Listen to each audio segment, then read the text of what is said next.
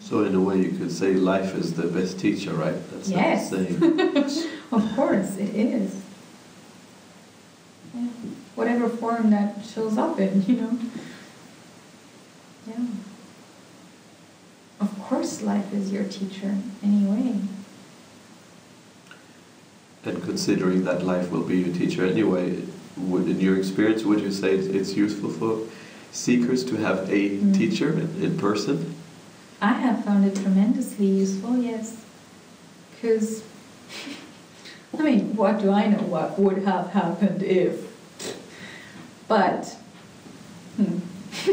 if we wanna speak this way, you know, I think it's very unlikely that I would have got it, you know, because I really needed teachers who were like pointing me back, you know, and not letting me get away with my tricks. And which actually obviously were tricks of suffering, you know, which I even knew myself.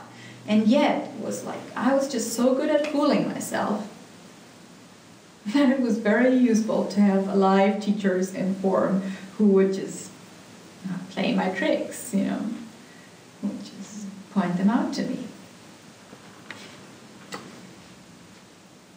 I mean, Ramana obviously had a mountain as a teacher, but I don't know. Obviously, he was a very, very exceptional case of just huge willingness, you know, as a 16-year-old boy to just meet death, to just say, okay, I surrender, to lay down and die. You know, that wasn't my case. I needed some prompting, some more support, you know, some encouragement too. And yeah, sometimes encouragement, sometimes confirmation, sometimes just, you know, no, not this way.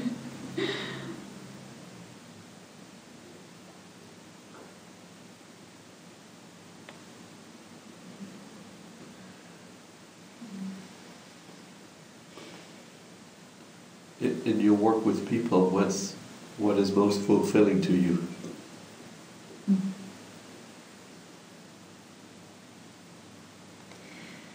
What is most fulfilling,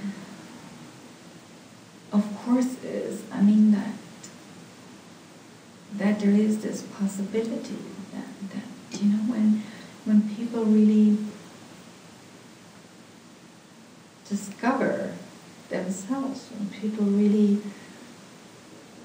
find this capacity in themselves to really meet their suffering, and in that find liberation, in that find love and peace and happiness. It's just, I don't know what could be more rewarding, you know?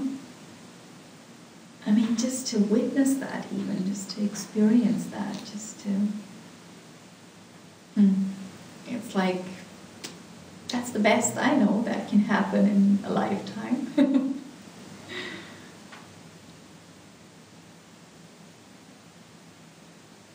And then, I mean, it's funny to even speak that way, you know, but yeah, I mean, on some level, certainly it seems as if I get to play the role of supporting that, you know, and of course that's tricky too, but on another level, you know, it's just very enjoyable.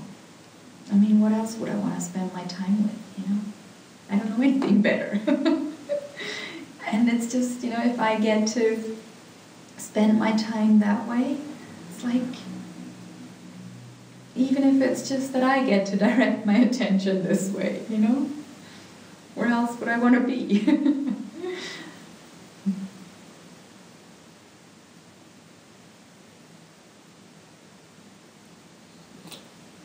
One assumption that some people have is that once you open up to the truth, how it's called, is that people become a little bit flat, bland, and joyless.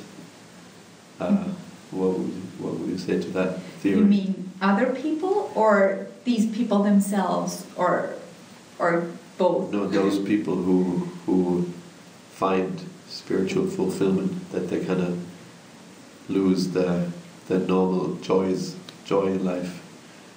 I'm not saying this is my conviction, but this is an assumption that you hear.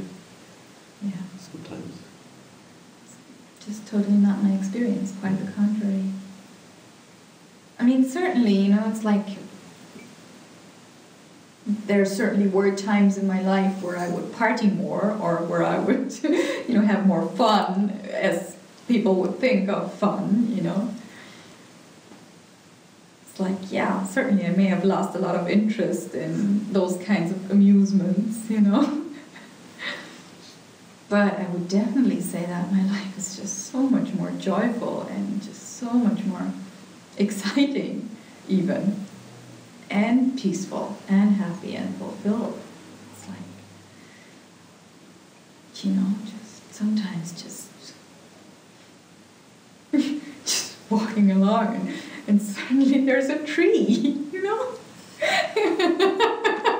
I know this sounds crazy, but it's like, you know, just the joy of really seeing a tree, or the sky, or air, you know, just this fresh air. You know, just...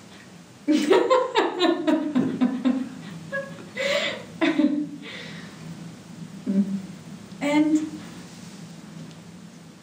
actually, quite obviously, you know, it's like, it's even the experience of people around me that I am more joyful, and that way it's much more joy to be around me, you know, because I wasn't much fun to be with. I really wasn't. I mean, in all my suffering and victimhood, you know. Actually, one of my cousins told me, not too long ago, well, some years ago by now, but it was quite sweet, you know, how she told me that what a hard time they always had with me, you know, because I was always insulted and suffering and hurt.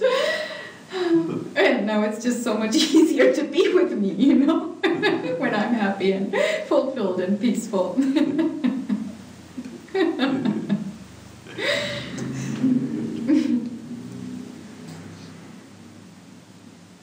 And also, you know, that I was so, I was needing from them, you know. It's like that was part of what I got, the feedback from my family and friends, you know. It's like, and it just didn't work, you know, it just didn't on either side.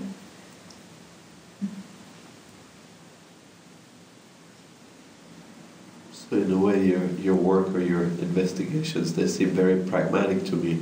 You're basically just checking out what works and what doesn't, right? Yeah, that's right. It's very pragmatic and practical. It's really, truly practical.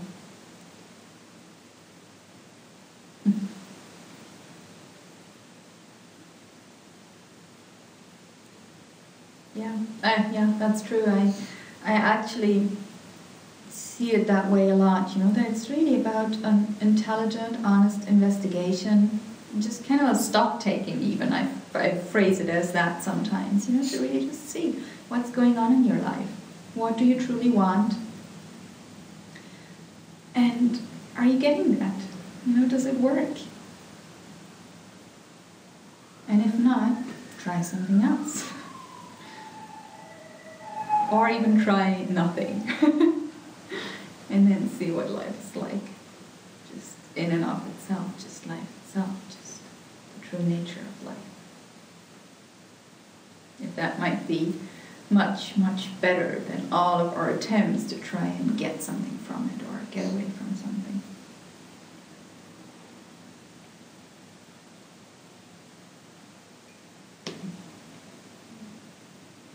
So if there was a way to sum up your teaching also for the people that will be watching this, hopefully online, what's a good piece of advice you could give to them? What's a good way to live one's life?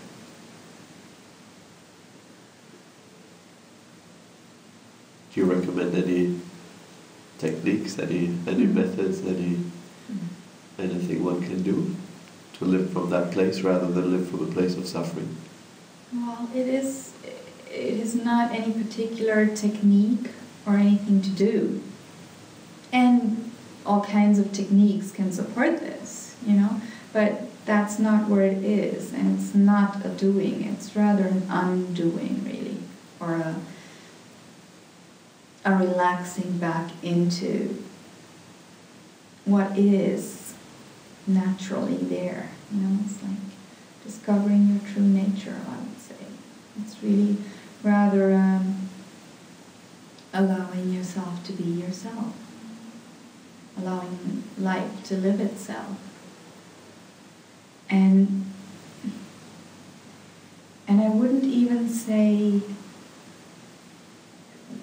trusting life or your true nature, but really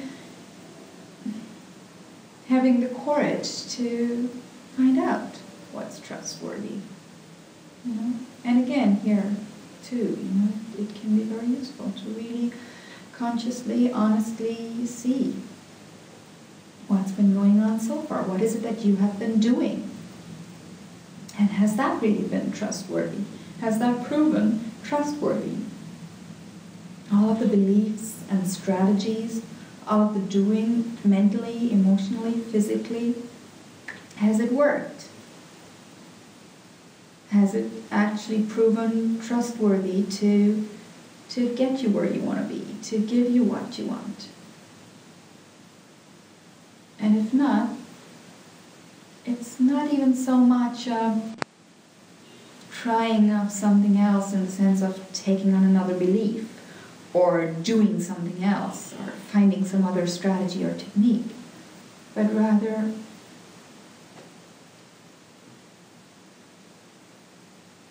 just finding out what the truth of the situation already is.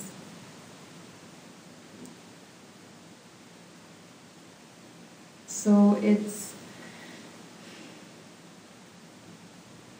really the courage to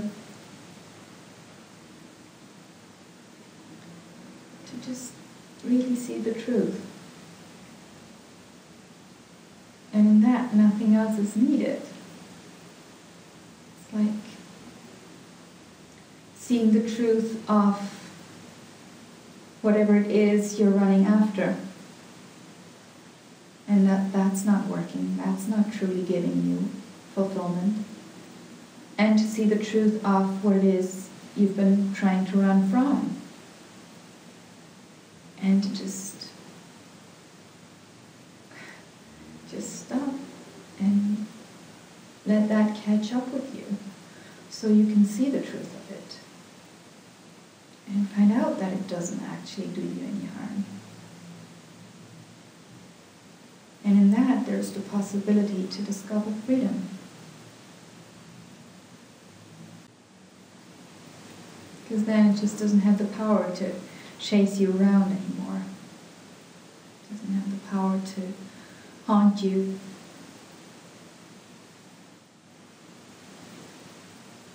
And that includes all of those self-image deaths, right? All of those ideas that we have of who we think we are, and that just feel threatened so easily, right? And it's like so often we can notice that in our lives, how we struggle to survive, where it's really about the survival of a self-image, of an idea of who we are or who we think we should be, how we should be, what we should be.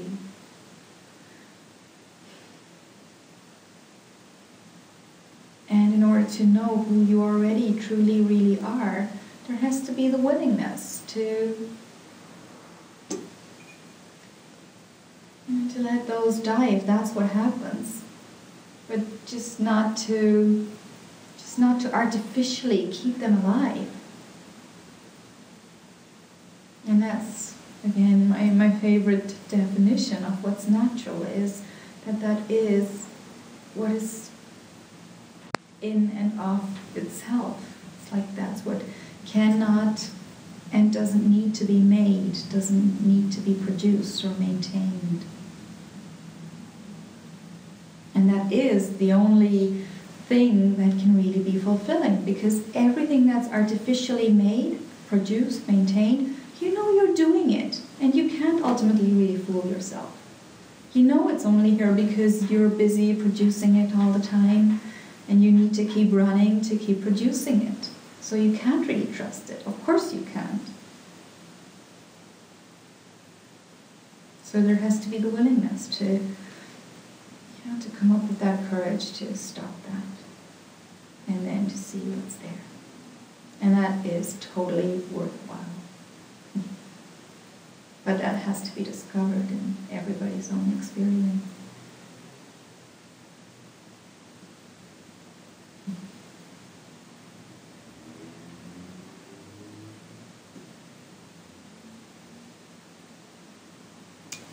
Thank you very much, Padma.